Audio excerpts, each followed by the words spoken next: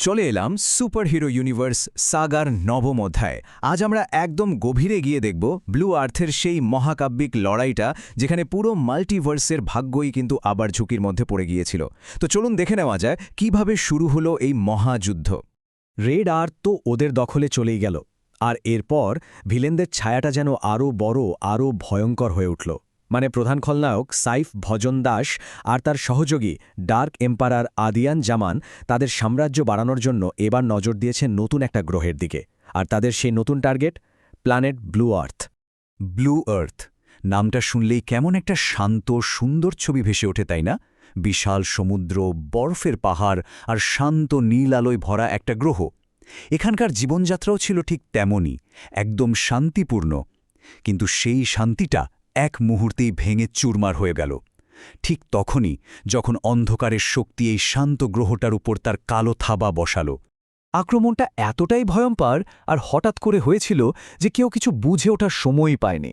সাইফ ভজন দাস তার mind wave পাওয়ার কাজে লাগিয়ে গ্রহের প্রকৃতিকেই নিজের কন্ট্রোলে নিয়ে নিল। আর অন্যদিকে আদিয়ান জামান কি করল? সে তৈরি করল এক প্রলয়ঙ্করী ডার্ক ওশান স্টর্ম।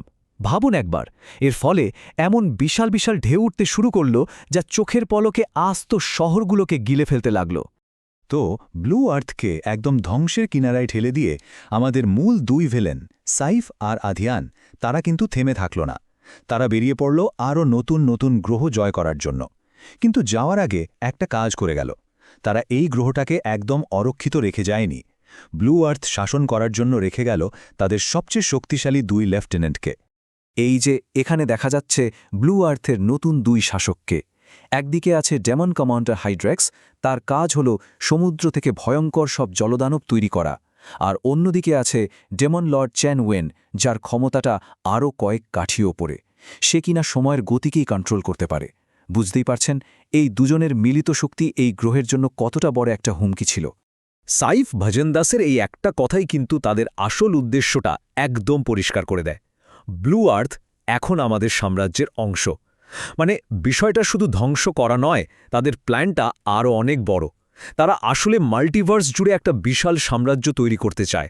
আর ব্লু আর্থ সেটা হলো তাদের সেই সাম্রাজ্যেরই একটা নতুন শিকার। যখন মনে হচ্ছিল যে সব শেষ, গ্রহটা প্রায় ধ্বংস হয়েই গেছে, ঠিক সেই মুহূর্তে মহাকাশে হঠাৎ করেই একটা আলোর ঝলকানি দেখা গেল। গভীর অন্ধকারের মধ্যে যেন জ্বলে উঠল আশার একটা ছোট্ট শিখা। আর এভাবেই একদম নাটকীয়ভাবে এন্ট্রি হলো আমাদের হিরোদের। আর কারা এলো? সেই পরিচিত মুখগুলো যারা সবসময় ন্যায়ের জন্য লড়ে। অ্যানিম্যান, সাকিন আর আরহাম, মাল্টিভার্সের এই রক্ষাকর্তারা এসে পৌঁছালো ব্লু আর্থে এই ভয়ঙ্কর আগ্রাসন থামানোর জন্য। কিন্তু হিরোরা এবার একা ছিল না। তাদের সাথে যোগ দিল ব্লু আর্থের নিজের রক্ষক মাহমুদ। তার ক্ষমতাটাও কিন্তু একদম অন্যরকম। দেখুন, অ্যাকোয়া থ্যান্ডার পাওয়ার, মানে সমুদ্রের জল আর বজ্রের শক্তি একসাথে। মাহমুদকে দেখলে মনে হবে সে যেন তার নিজের গ্রহের প্রকৃতিরই এক জীবন্ত প্রতিচ্ছবি। মাহমুদের এই কথাগুলো শুনলেই বোঝা যায় পরিস্থিতি কতটা ভয়াবহ ছিল। আমি এই গ্রহের রক্ষক, আপনাদের সাহায্য ছাড়া আমরা জিততে পারব না। এই একটা কথাতেই কিন্তু একটা নতুন জোট তৈরি হয়ে গেল। কারণ এটা পরিষ্কার ছিল যে এই গ্রহকে বাঁচাতে হলে বাইরের সাহায্য লাগবেই। আর হিরোরা তো সেই ডাকে সাড়া দেওয়ার জন্যই এসেছিল। আর এরপরই সেই মুহূর্তটা এলো। শুরু হলো মহাযুদ্ধ। একদিকে হাইড্রাক্স আর চেইন উইনের সেই দানবীয় শক্তি, আর তাদের বিপরীতে হিরোদের সম্মিলিত প্রতিরোধ। ব্লু আর্থের ভাগ্য কি হবে তা নির্ধারণ করার যুদ্ধটা অবশেষে শুরু হয়ে গেল। হিরোদের পাল্টা আক্রমণ ছিল একদম ঝড়ের মতো আর দারুণ গোছানো। দেখুন কিভাবে হলো। প্রথমে এনিম্যান তার লাভা আর বরফের শক্তি একসাথে ব্যবহার করে একটা বিশাল স্টিম এক্সপ্লোশন ঘটালো। সাথে সাথেই সাকিন তার লাইট ব্লেড দিয়ে জলদানবগুলোকে কেটে টুকরো টুকরো করে ফেলল। আর ঠিক সেই মুহূর্তে আরহাম একটা কসমিক পোর্টাল খুলে পুরো ডেমন বাহিনীকে পাঠিয়ে দিল অন্য কোথাও। আর সবশেষে মাহমুদ তার অ্যাকোয়া থান্ডার স্ট্রাইক দিয়ে সরাসরি অ্যাটাক করল হাইড্রাক্সকে। এই সম্মিলিত অ্যাটাকের জোর এতটাই ছিল যে ভাবা যায় না। পুরো গ্রহটা থরথর করে কেঁপে উঠেছিল। আর আকাশ জুড়ে তখন শুধু বজ্র আর আলোর ঝলকানি। এক কথায় মহাজাগতিক শক্তির এক অবিশ্বাস্য প্রদর্শনী ছিল সেটা। অনেকক্ষণ ধরে চলল সেই ভয়ঙ্কর যুদ্ধ।